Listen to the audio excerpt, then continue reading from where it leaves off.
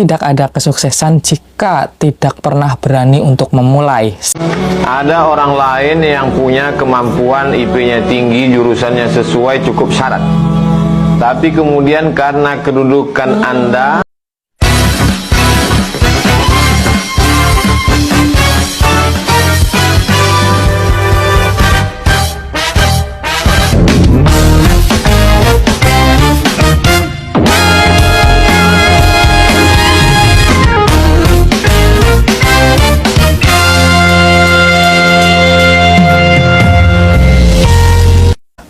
Assalamualaikum warahmatullahi wabarakatuh. How are you today? Semoga selalu sehat dan waras ya guys.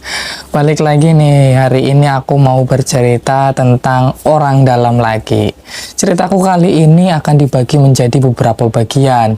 Penjelasanku kali ini dimulai dari sejarah orang dalam, serta praktik orang dalam, dan yang terakhir hukum bekerja menggunakan orang dalam menurut hukum agama. Videoku kali ini masih meneruskan video-videoku sebelumnya. Yang belum nonton boleh banget ditonton dan pilih di bagian list video ya guys. Sebelumnya aku udah cerita mengenai kegagalan-kegagalanku saat mendaftar kerja. Alasannya simple, aku gagal karena aku daftar kerja menggunakan kemampuanku sendiri, sedangkan pesaingku pakai orang dalam. Tentu hasilnya sudah bisa diketahui. Baik, kita mulai saja pembahasannya.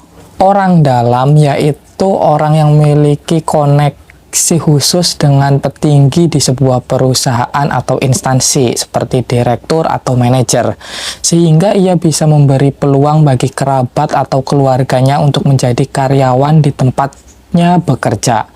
Meskipun tidak jarang orang yang diloloskan orang dalam ini adalah orang yang tidak memiliki kemampuan yang memadai. Inilah yang menjadikan istilah orang dalam dan digunakan sebagai satir atau sindiran keras yang ditujukan pada seseorang. Menurut KBBI, orang dalam adalah orang yang berada dalam lingkungan pekerjaan yang secara tersirat. Definisi ini memiliki makna yang sama dengan orang yang meloloskan seseorang dalam seleksi kerja karena keterkaitan keluarga sampai dengan memberi sogokan menggunakan uang.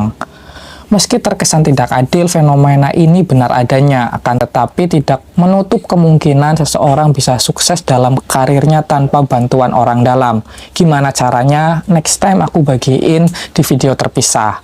Kita masuk di bagian kedua, yaitu sejarah orang dalam. Sejak kapan praktik ini ada? Dan kabarnya di negara kita sendiri, di salah satu provinsi tertentu, praktek ini sudah terjadi, bahkan di hampir segala lini dikuasai. Penjelasannya bakal aku ceritain setelah bagian sejarah ini.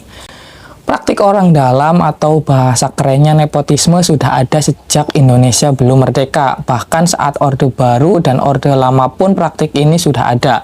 Praktik seperti ini dulu digunakan oleh masyarakat yang masih tradisional, yang pada saat itu masyarakat tradisional akan mementingkan bahkan memiliki kewajiban utama untuk meloloskan anggota keluarganya sampai dengan koleganya.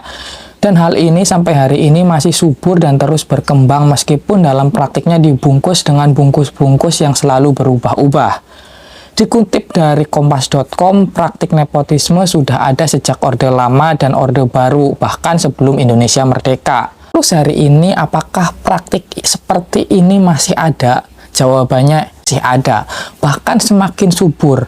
Lantas apa hukumnya menurut agama? Bukannya mereka yang melakukan hal-hal seperti ini memiliki agama? Di bagian akhir aku bakal ngebagiin hukum masuk kerja melalui orang dalam. Praktik orang dalam bisa kita lihat dari salah satu kasus di negara kita sendiri, yaitu ketika ramainya kasus Ratu Atut. Dia adalah seorang gubernur Banten pada waktu itu.